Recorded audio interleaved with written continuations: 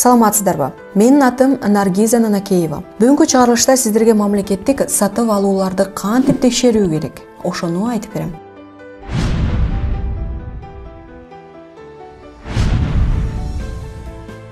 Алгач мамлекеттик сатып алуулар деген эмне? Ошону түшүндүрүп берейин.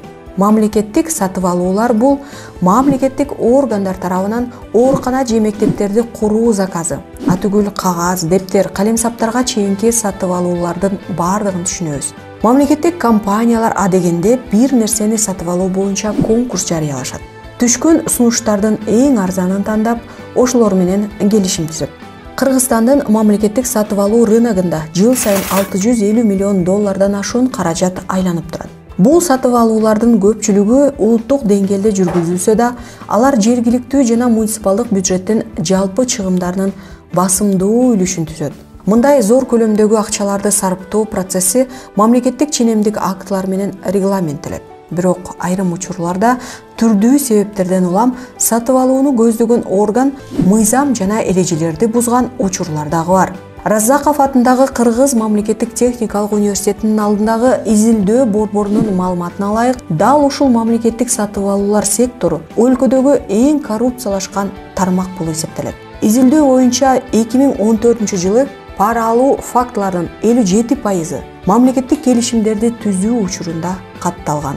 Ошондуктан дал ушул мамлекеттик сатып алууларды жүргүзүү процессин мамлекет катуу көзөмөлгө алышы зарыл. Анда эмесе сатып алуу боюнча жарыясы жок эле түзүлгөн мамлекеттик келишимдерге көз чаптырып көрөлү. Аларды кантип издейбиз? Албетте, мамлекеттик сатып алуулар сайты байма-бай жаңыртылып, өзгөртүлүп турат. Андыктан биздин бул видео сабак сиздерге дайыма пайдалуу болот деп ишенели. Айрым учурда мекемелер сатып алууну конкурсу жок эле түздөн-түз жүргүзүшү мүмкүн. Бул эгерде сумма аз болсо, мамлекеттик коргоо жана коопсуздугуна тиешелүү болгон учурларда. Өзгөчө кырдаалдарды ликвидациялоодо, медициналык ыкчам чараларды көрүүдө жасалат. Клуб редакциясынын дата бөлүмү мындай сатып алууларды анализ кылып, кызыктуу фактыларды аныкташкан. Мисалы, ковид учурунда 2020-жылы мамлекеттик компаниялар 2 миллиард 800 миллион сомго бааланган келишимдерди конкурсу жок эле түздөн-түз түзүшкөн. Алардын ичинде кереги жок нерселерди сатып алган учурлар дагы бар. Мисалы, ковид учурунда эл массалык түрдө ооруп каза болуп жаткан кезде 139 миң сомго гүлдөрдүн көчөттөрү сатып алынган. Мындан тышкары мамлекеттин акчасы спорт кийимдерин, жаңы жылдык белектерди сатып алууга жумшалган фактылар дагы бар. Эми мамлекеттик органдар тарабынан түздөн-түз түзүлгөн келишимдерди биз өз алдыбызча кантип издейбиз? Ошого өтөлү. Маалыматтар жашыруун эмес, ачык. Бул үчүн Кыргызстандын мамлекеттик сатып алуулар порталына киребиз. Жогорку менюда келишимдер бөлүмүн ачабыз. Анын ичинен түздөн-түз түзүлгөн келишимдерди тандайбыз.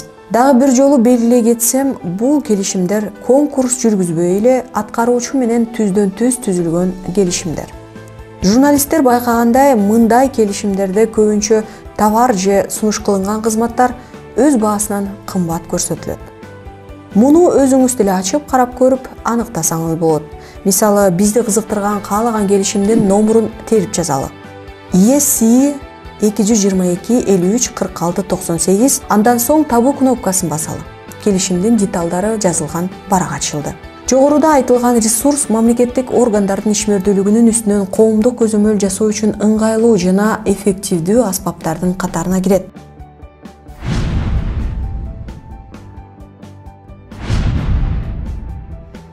Видео сабагыбыз сизге кызыктуу болдубу?